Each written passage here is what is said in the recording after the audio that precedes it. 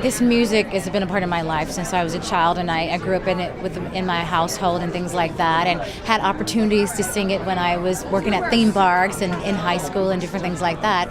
And so when the opportunity came about that they were going to be doing this reading from Motown, I immediately immersed myself in everything that I could find. Her book, Barry's book, every video clip, every interview, music, whatever I could. And then by the time that I met Mr. Gordy, I had a really vast amount of knowledge.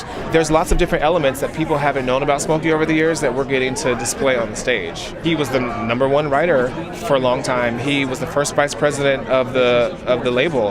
Him and Barry built Motown from the ground up. You know, people don't often give him credit for that. They know Berry Gordy as the founder of Motown, but Smokey was right there with him the whole time. He is worth a musical himself. In fact, all the characters in our show could be their own show, which is so great. And what the challenge is with our show is to try and fit everyone's story into this show. But as you know, it's Berry Gordy's version of how he remembers things. So we all fit into his story that way. You know, he's been working so hard at this piece for a couple of years now with us, and even before that, and to know that he has allowed me to do what I do on the stage and trust that I could play this woman that he loves so dearly, it's really an honor. It really is. We weren't expecting them to come up. You know, we knew Mr. Gordy was going to make a speech after the show, but we didn't know that they were all going to come up. I got to meet her 3 or so weeks ago at our opening night for the first time.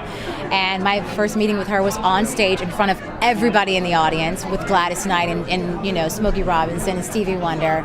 But it was a beautiful moment that I got to share with her. To have Diana Ross and Smokey Robinson and Gladys Knight and Stevie Wonder come up and basically endorse us and say that they accepted our version of their story was incredible. It was a night that we'll never forget, and I don't think it will ever be duplicated again.